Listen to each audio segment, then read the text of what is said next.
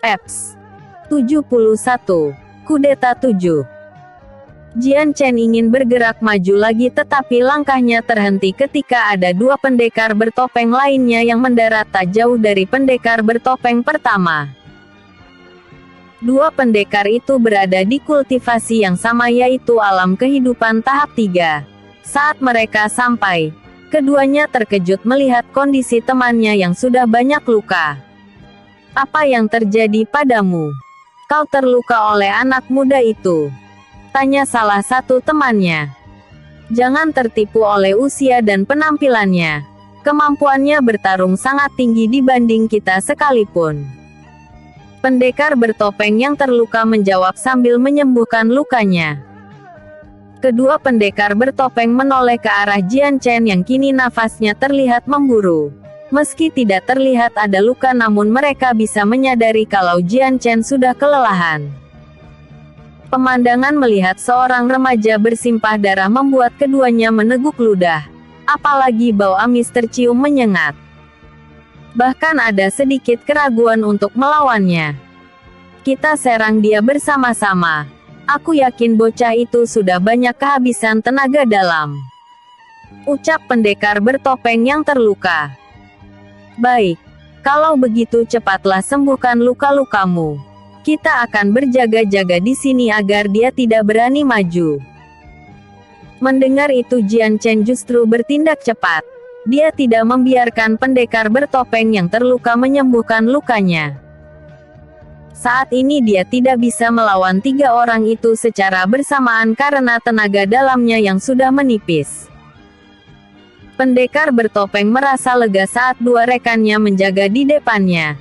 Dia langsung memfokuskan untuk penyembuhan terlebih dahulu. Satu hal yang ketiganya tak diduga adalah ketika mengira bahwa Jian Chen tak bisa berbuat banyak sebagai petarung jarang dekat, lawannya secara tiba-tiba melemparkan pedangnya. Pedang yang dilemparkan Jian Chen mengenai dengan akurat, menembus dada pendekar bertopeng yang terluka itu. Dua rekannya bahkan tak bergeming sebelum akhirnya temannya itu ambruk ke tanah dengan mata melotot. "Apa yang kau lakukan?" tanya salah satu dari keduanya dengan tatapan tidak percaya. "Membunuhnya. Apalagi?" Jian Chen menjawab santai, mengangkat bahu. Bukan itu yang keduanya maksud. Mereka mempertanyakan kenapa Jian Chen melemparkan pedang padahal dia seorang pendekar pedang. Aksi tersebut adalah sesuatu yang jarang dilakukan pendekar berpedang sekalipun. Pendekar pedang tanpa pedang seperti harimau tanpa taring, tidak akan ditakuti. Pendekar pedang dengan pedangnya seperti bagian tubuhnya. Ketika kehilangannya tidak berbeda dengan kehilangan anggota badannya. Hal itulah yang membuat kedua pendekar bertopeng bertanya-tanya dengan aksi Jian Chen tersebut. "Aku tak akan biarkan kau hidup. Kau harus mati di tanganku." Satu pendekar bertopeng histeris marah. Dia langsung mencabut senjatanya dan bergerak menyerang Jian Chen tanpa berdiskusi dengan rekannya terlebih dahulu. Jian Chen menghindari serangan itu seminimal mungkin sambil bergerak mundur. Pikirannya berputar cepat, memikirkan cara untuk membunuh kedua lawannya sebelum tenaga dalamnya habis. Pendekar topeng satunya lagi tidak langsung membantu melainkan mencabut pedang yang Jian Chen lempar di jasad temannya. Matanya langsung terbuka lebar setelah mengetahui pedang Jian Chen tidak lebih hanyalah pedang biasa. "Apa-apaan? Ini bukan pusaka kelas tinggi." Pendekar bertopeng itu memastikan berkali-kali dengan membolak-balikan pedangnya namun tidak ada yang istimewa dari pedang tersebut selain sebuah pedang yang terbuat dari besi belaka. Dia sudah melihat pertarungan Jian Chen dari awal saat bertarung dengan musuhnya. Dia menyaksikan pedang Jian Chen dapat bercahaya dan bisa membelah tubuh lawannya tanpa tenaga yang berarti. Sama dengan yang lainnya. Dia mengira pedang yang di tangan Jian Chen merupakan sebuah pusaka kelas tinggi namun sepertinya dugaannya salah. Jika pedang ini memang hanya pedang biasa lalu cahaya emas itu datang dari mana? Sebentar. Jangan-jangan bocah itu mempunyai elemen. Pendekar bertopeng tidak menyelesaikan ucapannya melainkan langsung bergerak ke arah rekannya yang sekarang sudah menjauh puluhan meter darinya. Jian Chen tak dapat menghindari semua ayunan pedang musuhnya karena pandangan serta pikirannya mulai tidak fokus akibat terlalu banyak menggunakan tenaga dalam. Di sisi lain pendekar bertopeng yang menyerang Jian Chen justru dipenuhi dengan keterkejutan apalagi saat dirinya mengayunkan pedang ke arah dada Jian Chen akan timbul bunyi besi yang berbenturan. Pendekar bertopeng tentu tahu itu adalah baju pelindung hanya saja setelah dialiri tenaga dalam yang besar sekalipun. Baju pelindung Jian Chen tidak bisa ditembusnya. Jian Chen terus bergerak mundur sambil menghindar sampai-sampai dia tidak menyadari di belakangnya ada dinding tinggi. Pendekar bertopeng tersenyum penuh kemenangan ketika ruang gerak Jian Chen hampir nihil. Kali ini kau tak bisa menghindarinya. Pendekar bertopeng tertawa lebar sambil mengayunkan pedangnya. Pedang yang seharusnya bisa memotong leher lawannya itu tidak pernah sampai pada tujuannya karena secara tiba-tiba pedang itulah yang patah. Jian Chen membuka telapak tangannya lalu mengalirkan tenaga dalam menjadi sebuah energi. Kemudian telapak tangan Jian Chen bercahaya keemasan. Jian Chen menggunakan elemen cahayanya seperti pada pedang taring putih. Dengan sekali ayunan Jian Chen memotong pedang lawannya seperti tahu. Jian Chen kembali mengayunkan tangannya sekali lagi dan kali ini memotong tangan pendekar itu. Ah! Pendekar bertopeng buru-buru mundur saat tangannya jatuh dari tempat asalnya. Dia segera mengalirkan tenaga dalam untuk memberhentikan pendarahannya yang keluar. Nyatanya Jian Chen tidak berhenti walau ada jarak dengan musuhnya. Dia mengayunkan tangannya pada udara kosong yang kemudian menciptakan gelombang energi emas dari ayunan tersebut. Pendekar bertopeng sama sekali belum siap ketika Jian Chen bisa menembakkan cahaya emas itu. Gelombang energi emas melewati lehernya yang kemudian membuat kepalanya jatuh dari asalnya. Setelahnya Jian Chen langsung jatuh berlutut dengan nafas yang terengah-engah sesudah menghabiskan seluruh tenaga dalam terakhirnya. Jika bukan karena tidak dalam keadaan terdesak, Jian Chen tidak akan menggunakan elemen cahayanya yang merenggut seluruh tenaga dalam yang tersisa. Tidak lama kemudian pendekar bertopeng satunya sampai. Ketika melihat temannya sudah terpenggal membuat wajahnya pucat. Awalnya dia ingin kabur takut Jian Chen akan membunuhnya selanjutnya. Rasa takut itu hilang berganti dengan keberanian serta kemarahan ketika Jian Chen ternyata sudah kehilangan tenaganya. Jian Chen menyadari keberadaan orang itu. Dia sudah menduga meski dirinya mengalahkan lawannya barusan tetap saja dia dalam keadaan bahaya. Kini Jian Chen tidak mempunyai kekuatan lagi menghadapinya. Jangankan untuk melakukan perlawanan. Berdiri saja tidak bisa. Pendekar bertopeng berjalan pelan mendekati Jian Chen sambil menarik pedangnya. Kau sudah membunuh puluhan orang-orangku. Membunuhmu tidak akan membuatmu termaafkan. Pendekar bertopeng yang terakhir tidak mau mengambil resiko sehingga ia langsung menayunkan pedangnya. Apakah hanya sampai segini kehidupan keduaku? Jian Chen tersenyum pahit melihat pedang itu bergerak ke arahnya seolah waktu jadi melambat. Ia memejamkan mata dan berharap semua ini bukanlah akhir dari hayatnya. Dari kejauhan, tiba-tiba ada sebuah pisau terbang melesat mengenai pergelangan tangan pendekar bertopeng itu, membuatnya melepaskan gagang pedangnya. Pisau terbang kembali dilepaskan dan kali ini mengenai leher pendekar bertopeng itu membuatnya kesulitan bernafas sebelum akhirnya jatuh ke tanah. Tuan Muda Jian, maaf aku terlambat. Nona Miu. Miu Lin tidak datang sendiri melainkan bersama rombongan pendekarnya. Rombongan pendekar itu langsung bergerak mengelilingi Jian Chen untuk melindunginya. Si Dewa Cahaya. Eps. 72. Membalikan situasi. Miulin bernafas lega setelah kekhawatirannya telah terselesaikan. Andai tadi dirinya datang terlambat sedetik saja maka Jian Chen akan bernasib berbeda. Saat penyerangan kudeta terjadi, Miulin sedang meminum teh di kediaman khususnya saat tiba-tiba salah satu pengawalnya mengatakan ada sebuah serangan. Miulin ternyata sudah diincar sejak awal. Banyak pasukan bertopeng langsung mengepungnya dan 2 orang diantaranya berada di alam kehidupan. Pasukan bertopeng menganggap bahwa rombongan yang mengawal Miulin hanya pengawal rendah saja mengingat dirinya datang ke tempat yang aman. Sayangnya mereka telah salah membuat kesimpulan.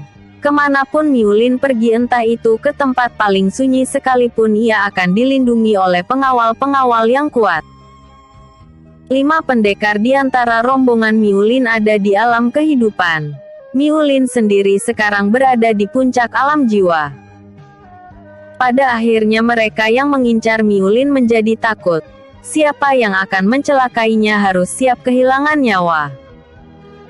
Walaupun terdapat banyak pendekar di rombongannya, Miulin tidak memerintahkan mereka untuk membantu pemerintahan klan Niu. Yang pertama teringat dalam pikirannya adalah mencari dan memastikan keselamatan Jian Chen. Miulin sedikit panik ketika Jian Chen tidak ada dalam kediamannya. Ia berusaha mencari keberadaan Jian Chen hingga akhirnya ia menemuinya di sini tepat waktu. Miulin memberikan waktu Jian Chen untuk menyembuhkan lukanya. Anak muda itu menelan pil penyembuh serta botol ramuan yang memulihkan sebagian tenaga dalam yang hilang. Saudara Jian, apa yang terjadi sebenarnya? Kenapa Anda tidak bersembunyi di saat seperti ini? Miulin bertanya setelah Jian Chen bangkit dari duduk silanya. Sebenarnya Miulin lebih penasaran dengan pakaian Jian Chen yang bersimpah darah. Awalnya dia pikir itu luka Jian Chen namun setelah dilihat lebih dekat ternyata salah. Aku tadi mencoba mengulur waktu untuk Nyonya Yuan dan Mei Li kabur. Sayangnya aku bertemu dengan pendekar bertopeng yang lebih kuat. Jian Chen memandang sekelilingnya. Masih banyak terjadi pertempuran di mana-mana dan pasukan bertopeng masih mendominasi kawasan pemerintahan klan Niu. Kak Niu, kita harus membantu pasukan klan Niu untuk menghabisi orang-orang bertopeng ini sebelum matahari terbit. Miulin mengerutkan dahinya. Ia pikir Jian Chen akan ketakutan atas situasi peperangan berdarah seperti ini namun lelaki remaja itu justru terlihat tenang seolah ini adalah hal yang biasa dilihatnya. Untuk sekarang Tuan Muda Jian sebaiknya memulihkan luka terlebih dahulu. Kalau soal menolong klan Niu kami pasti akan melakukannya dan sebentar lagi akan ada gelombang besar menyerbu kawasan pemerintahan klan. Penyerbuan. Miulin mengangguk. Aku mendengar pendekar-pendekar klan Niu sedang berkumpul dan bergerak ke arah sini. Mendengar bahwa klan Niu diserang membuat penduduk-penduduk di sekitarnya tidak tinggal diam dan bersiap membela klannya. Baru beberapa detik Miulin menjelaskan demikian. Gerbang pemerintahan klan secara tiba-tiba terbuka, memuntahkan ratusan orang di dalamnya. Orang-orang itu adalah pendekar-pendekar dari klan Niu yang menyerbu. Setelah mereka mengetahui Niu Zuan berkhianat membuat semua pendekar itu marah dan berteriak untuk menggagalkan kudeta yang terjadi. Kenapa ini? Bukankah ada penjaga dari luar untuk mencegah mereka masuk? Kenapa mereka bisa mengetahui pengkhianatan Tuan Zuan? Sial. Jumlah mereka sangat banyak. Bagaimana situasinya jadi seperti ini? Bisa-bisa kitalah yang terbantai. Pasukan bertopeng mulai ketakutan melihat jumlah pendekar klan Niu yang membludak tak terkira. Bukan hanya itu. Pendekar klan Niu yang menyerbu juga langsung membunuh pasukan-pasukan bertopeng di dekatnya. Bukan hanya gerbang depan yang jebol, gerbang belakang juga sama. Pendekar-pendekar klan Niu berdatangan silih berganti dan mereka tidak membiarkan ada pasukan bertopeng yang selamat. Jian Chen menyaksikan itu semua tersenyum lebar. Dia menduga kalau ini terjadi karena BBC telah menyebarkan rumor Niu Zuan berkhianat sesuai perintah dirinya. Dengan melihat situasinya, Jian Chen yakin tidak ada harapan untuk Niu Zuan bisa memenangkan kudeta ini. Masalahnya terletak pada keselamatan ketua klan itu sendiri. Jian Chen menoleh ke arah pertarungan Niu Zhen dengan ketiga lawannya di atap bangunan paling tinggi. Dengan menggunakan teknik pedang rembulan, Niu Zhen masih bisa mengimbangi ketiga lawannya meskipun tidak bisa menyerang balik. Nafas Niu Zhen sudah tidak teratur sedangkan dirinya tidak ada tanda-tanda akan menang. Berbeda dengan kondisinya, Niu Zuan, Liu Kai, Liu Yanxi terlihat lebih prima. Niu Zuan sebenarnya sedang geram karena Niu Zhen sulit dihabisi meski menggunakan serangan gabungan sekalipun. Apapun serangan yang mengarah padanya Niu Zhen selalu bisa menghindar atau menahannya. Teknik pedang klan Niu memang membuat penggunanya bisa bertarung di segala situasi termasuk digunakan untuk bertahan. Sama seperti Jian Chen, teknik pedang klan Niu juga dapat melawan lebih dari satu orang. Ketua, kami datang untuk membantumu. Dari jauh, tiba-tiba 6 tetua klan datang berniat membantu pertarungan Niu Zhen yang berat sebelah tersebut. Tindakan tersebut justru berdampak balik bagi Niu Zhen. Ia ingin mencegah mereka namun semuanya sudah terlambat. Niu Zuan tersenyum lebar ketika melihat celah. Dia menggunakan ilmu pedang rembulan jarak jauh namun serangannya bukan Niu Zhen melainkan 6 tetua itu. Sekali ayunan pedang itu tercipta energi pedang keperakan. 6 tetua tidak menduga mereka akan diincar setelah tiba alhasil ke-6-nya tak mempunyai gerak untuk menghindar. Niu Zhen merapatkan giginya sebelum berpindah tempat dan muncul di depan 6 tetua itu. Ia menahan energi pedang tersebut dengan pedangnya namun tercipta ledakan yang besar. Jarak Niu Zhen dengan ledakan itu sangat dekat membuatnya mengalami luka yang berat. Niu Zhen jatuh berlutut dengan darah segar muncul dari sudut bibirnya. Seperti biasa kau selalu mementingkan orang lain, Zhen. Niu Zuan tertawa mengejek melihat kondisi adiknya yang mengenaskan. Liu Kai menggeleng pelan. Kelemahan seseorang terletak dari apa yang mereka lindungi. Sedangkan kelemahan dalam dunia persilatan adalah sebuah kecacatan. Liu Yanxi tak mengindahkan ucapan rekannya melainkan ia memikirkan yang lain. Tuan Zuan, kita habisi dia sebelum matahari terbit. Kita tak bisa melakukan kudeta ini ketika matahari sudah muncul. Penyerangan ini sudah memasuki waktu dini hari. Mereka tak dapat menunda lagi terlalu lama. Aku mengerti.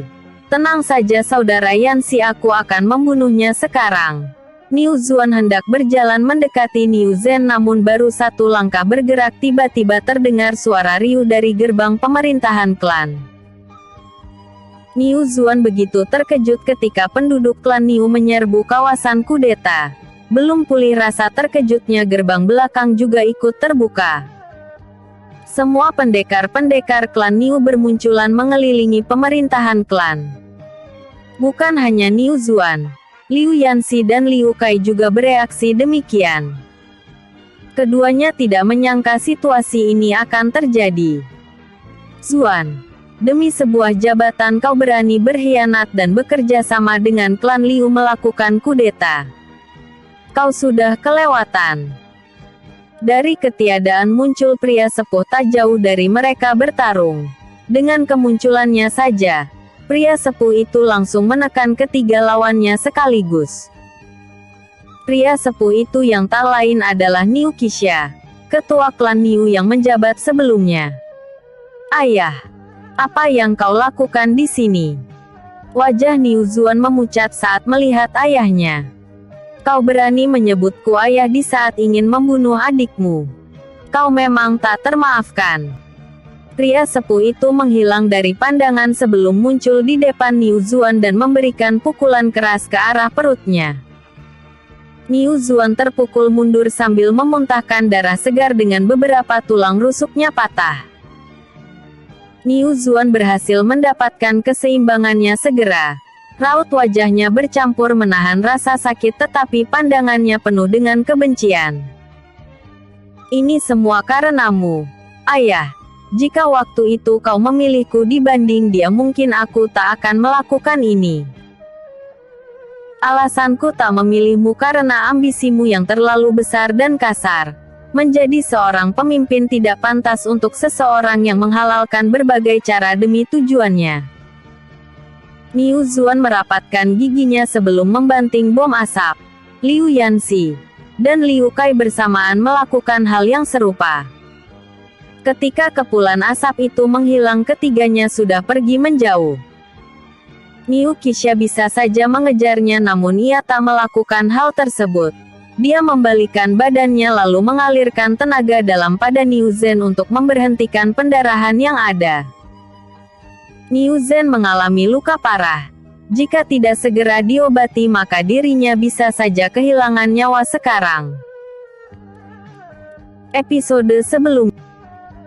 Eps 73. Pembersihan. Niu Zuan terus berlari bersama Liu Yanxi dan Liu Kai secepat yang ia bisa dan berharap ayahnya tidak mengejarnya. Walau bisa selamat dari serangan Niu Qixia, Niu Zuan tidak merasa senang terutama karena rencana kudeta ini berakhir gagal. Dia bisa menyaksikan ketika dirinya melarikan diri ke gerbang luar. Pasukan bertopeng yang merupakan pasukannya satu persatu dihabisi. Rencana kudeta selama 2 tahun dipersiapkannya berakhir dengan sesuatu yang tak diduga. Bukan hanya tidak menjadi ketua klan Niu, dia juga kehilangan posisi sebagai tetua tertinggi di klannya. Jika aku tidak menjadi pemimpin klan Niu maka tidak ada klan Niu di provinsi ini. Kebencian Niu Zuan sudah ada di ubun-ubunnya. Dia sudah tak punya pendukung lagi di klannya sekarang dan tidak mungkin menduduki sebagai ketua klan Niu jika rakyatnya saja menganggapnya musuh. Niu Zuan mengganti ambisinya bukan menjadi pemimpin klan melainkan menghancurkan klan Niu secara keseluruhan sampai rakyat-rakyatnya sekaligus. Kepergian Niu Zuan tidak ada yang menghentikannya terutama karena kekuatannya sudah di alam bumi. Pendekar-pendekar klan Niu sadar diri bahwa kekuatan mereka tak cukup untuk menghalangi Niu Zuan apalagi membunuhnya. Kepergiannya juga membawa dampak bagi pasukan bertopeng yang ada.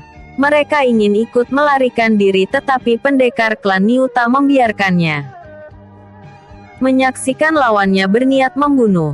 Pasukan bertopeng melawan sekuat tenaga namun karena jumlah mereka yang lebih sedikit membuat kondisinya tak diuntungkan. Satu persatu pasukan bertopeng gugur.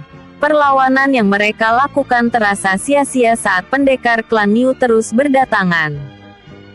Mereka juga sudah kelelahan jadi tak bisa menggunakan seluruh kekuatannya. Beberapa pasukan bertopeng menjatuhkan senjatanya dan menyerah. Pendekar klan Niu yang sudah terlalu marah tidak peduli dan seruannya.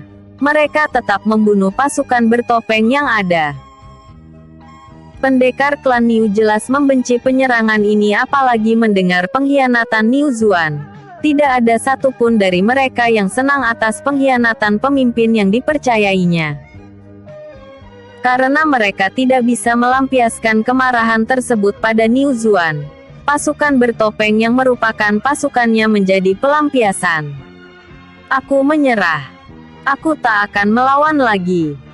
Berhenti. Kami sudah kalah sekarang. Teriakan-teriakan terdengar dari pasukan bertopeng. Melihat sebagian rekannya banyak yang terbunuh, membuat mereka sadar tidak ada jalan keluar untuk hidup selain dengan menyerah.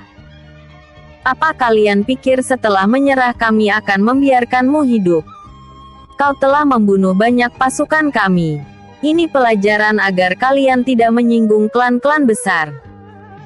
Pendekar klan Niu tak peduli mereka memohon sampai air mata keluar sekalipun.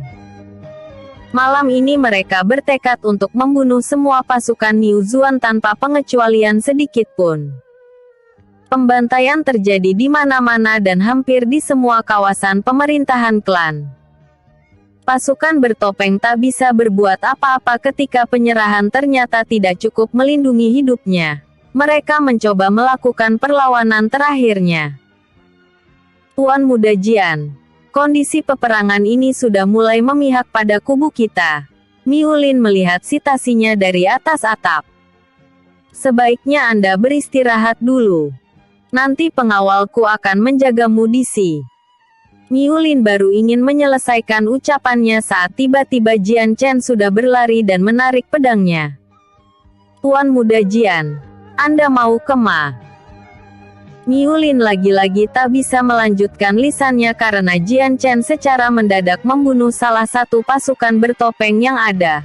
Wanita itu hampir tak berkedip ketika Jian Chen memenggal leher musuhnya. Isi dalam perutnya mau keluar atas aksi sadis Jian Chen. Bukan hanya dirinya. Rombongan asosiasi juga bereaksi sama. Mereka terlihat mematung di tempat. Tidak ada yang menduga Jian Chen berusia belasan tahun bisa membunuh dengan cara seperti itu. Membunuh di umur remaja saja sudah membuat mereka terkejut, apalagi Jian Chen membunuhnya seperti tidak ada beban sekalipun. Mereka yang sudah terbiasa membunuh saja selalu ada keraguan untuk membunuh. Melihat Jian Chen bereaksi tanpa keraguan sedikit pun membuat mereka berpikir pada satu kesimpulan. Jian Chen merupakan pembunuh darah dingin. Jian Chen mengibaskan darah di pedangnya lalu menoleh ke arah Miu Lin.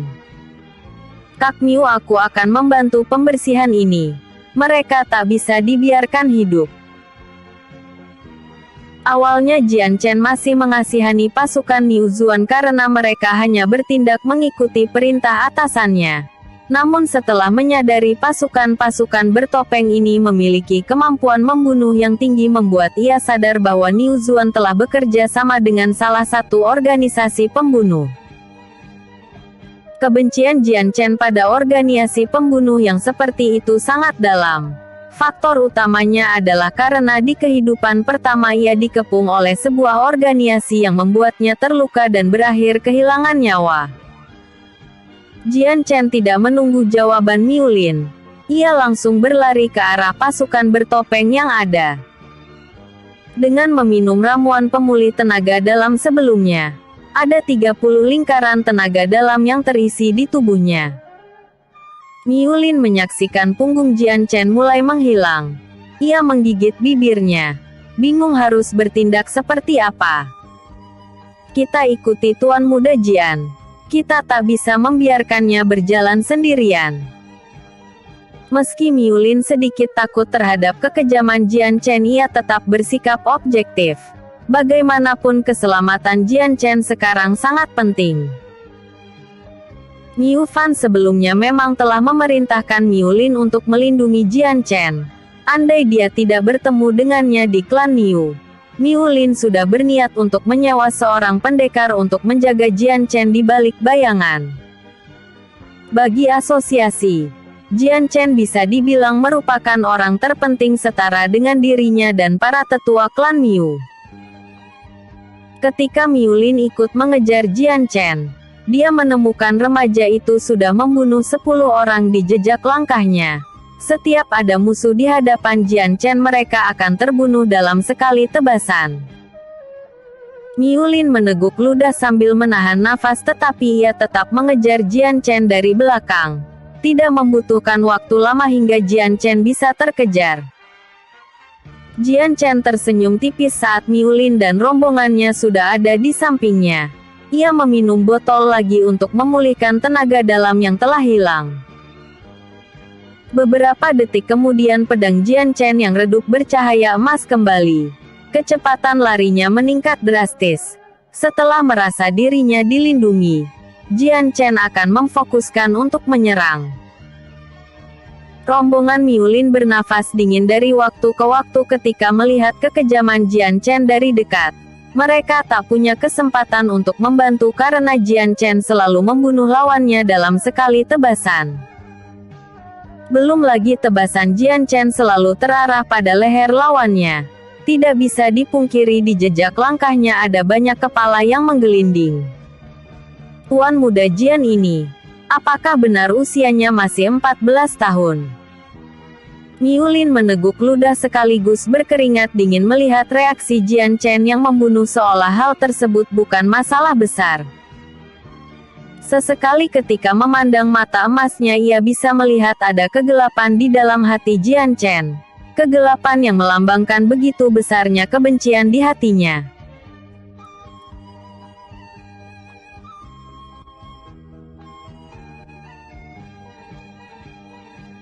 Eps 74. Pemulihan klan.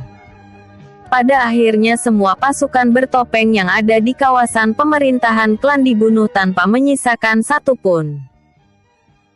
Pendekar-pendekar klan Niu terlalu murka untuk memaafkan kesalahan mereka. Gara-gara kudeta ini hampir 100 lebih pasukan yang berjaga di kawasan pemerintahan terbunuh. Bukan hanya para penjaga saja. Pelayan-pelayan yang kebetulan berada di sana pun ikut dibunuh juga.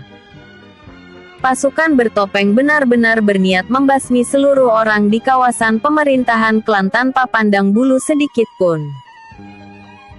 Pendekar klan Niu bertekuk lutut ketika Niu Qixia muncul di bangunan paling tinggi sekaligus memberikan pengumuman agar mereka menyapu bersih pasukan bertopeng yang tersisa di luar kawasan pemerintahan klan. Sayangnya sebelum pengumuman itu terjadi, pasukan bertopeng yang masih berceceran di klan Niu sudah terlebih dahulu meninggalkan klan. Mereka sudah mengetahui sejak awal saat pendekar klan Niu berkumpul dan berniat menyerbu kawasan klan. Melihat jumlahnya saja orang buta sekalipun bakal mengetahui bahwa kudeta ini pasti gagal. Kegagalan kudeta segera terdengar ke seluruh wilayah klan Niu. Semua penduduk akhirnya bernafas lega mendengar kabar tersebut. Mereka khawatir imbas dari penyerangan ini akan berdampak pada keselamatan semuanya.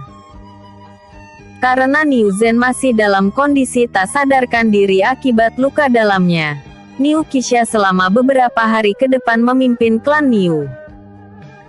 Niu Qixia lebih dihormati dibanding Niu Zhen sekalipun, terutama karena dia adalah ketua klan Niu sebelumnya sekaligus orang terkuat di klannya. Alasan klan Niu di posisi ranking ketiga klan terkuat karena keberadaan dirinya.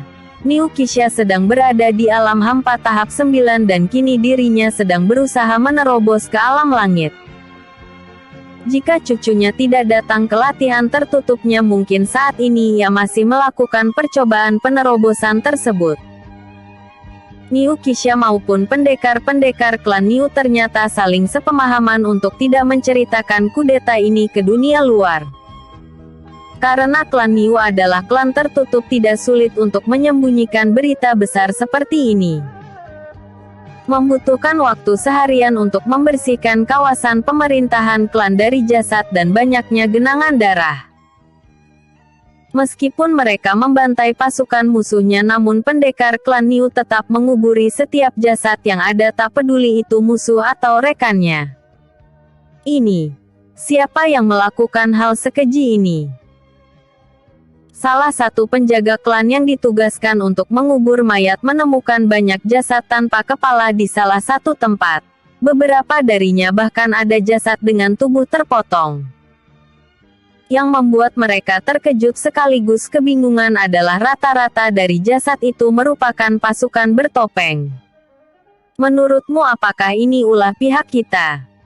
Aku tidak terlalu yakin kecuali pembunuh ini memang seorang pembunuh asli. Aku tidak tahu dia lawan atau kawan, tapi yang pasti sebaiknya kita cepat bereskan jasadnya. Aku benar-benar tidak kuat melihatnya. Salah satu temannya hampir memuntahkan isi perutnya. Jika bukan karena dari pengalamannya melihat jasad seperti ini, mungkin ia sudah jatuh pingsan sekarang. Di sisi lain, Mei Li dan ibunya tidak langsung keluar dari persembunyiannya walau kudeta sudah selesai terjadi. Tepat 3 hari berlalu dan memastikan semuanya aman, barulah Niu Qixia mengizinkan keduanya keluar. Ziyun adalah orang pertama yang menyambut Mei Li. Ia langsung memeluk sahabatnya itu sambil menangis. Selama malam kudeta terjadi, Ziyun tidak merasa tenang meski di tempat yang aman. Pikiran Ziyun selalu dipenuhi kekhawatiran pada Mei Li, apalagi saat mendengar ratusan orang terbunuh di kudeta tersebut. Melihat Mei Li baik-baik saja tanpa lecet sedikit pun membuat Ziyun bernafas lega sekaligus bersyukur. Mei Li juga merasakan yang sama. Awalnya dia pikir penyerangan ini melingkupi keseluruhan klan Niu, dan setelah mengetahui sahabatnya berada di luar ia jadi khawatir. Aku tidak kenapa-napa, Meyer.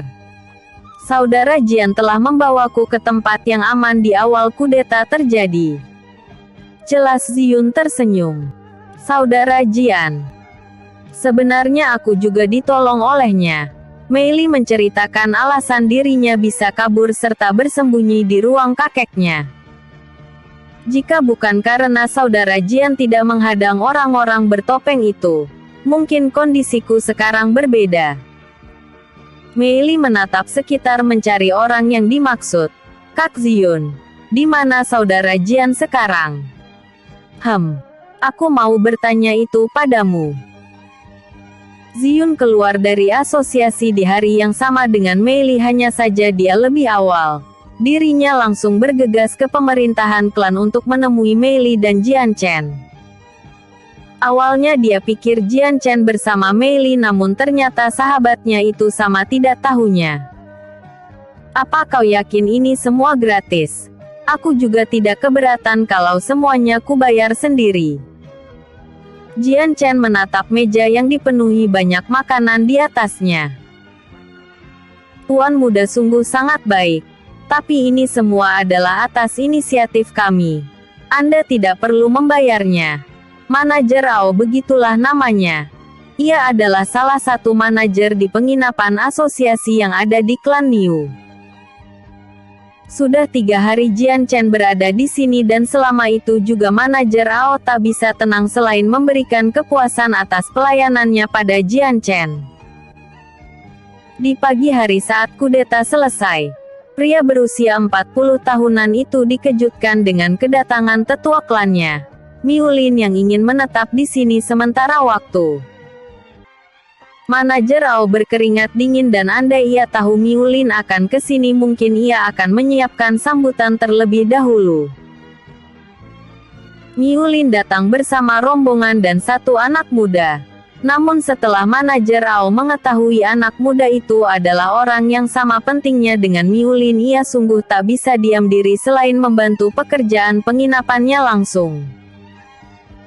Manajer Ao memerintahkan semua pekerja dan pelayannya untuk melakukan tugas terbaiknya dan tak boleh melakukan kesalahan sedikit pun karena di depannya merupakan orang-orang penting klan Miu. Miu Lin sudah sehari yang lalu pergi karena ada urusan penting di klan Niu, sehingga di penginapan itu hanya ada Jian Chen. Pemerintahan klan Niu pasti sedang kacau sekarang. Pengkhianatan Niu Zuan jelas tidak ada yang menduganya, bukan? Jian Chen sedang duduk di salah satu meja restoran yang disediakan penginapan. Di depan meja restoran tersebut ada sebuah panggung untuk pertunjukan. Karena sekarang ada tamu yang sangat penting, mereka diperintahkan untuk menampilkan pertunjukan terbaiknya. Manajer Ao berdiri di dekat Jian Chen. Sebagai penghormatannya dia tak berani duduk sepantar dengan Jian Chen. Benar tuan muda. Ku dengar mereka kini tengah berdiskusi tentang meja yang kosong atas hilangnya Niu Zuan. Belum lagi di pemerintahan klan ada beberapa yang mendukung kepemimpinan Niu Zuan dan ikut kudeta sebelumnya. Hal ini membuat politik mereka sedikit kacau. Jian Chen mengangguk mengerti. Alasan itulah kenapa sekarang ia berada di penginapan ini dan tidak di kediaman klan Niu. Jian Chen sudah menebak pemerintahan klan Niu sekarang sedang tidak beres. Mereka harus merombak ulang sistem yang dikerjakan Niu Zuan sebelumnya. Di saat Jian Chen berpikir, ada seorang pelayan datang dan membisikkan pada manajer Ao. Di tangan pelayan itu ada surat yang dibawanya. Tuan muda, Ini ada surat dari tetua Miulin. Jian Chen tersenyum dan menerima surat tersebut. Alisnya terangkat ketika membuka suratnya.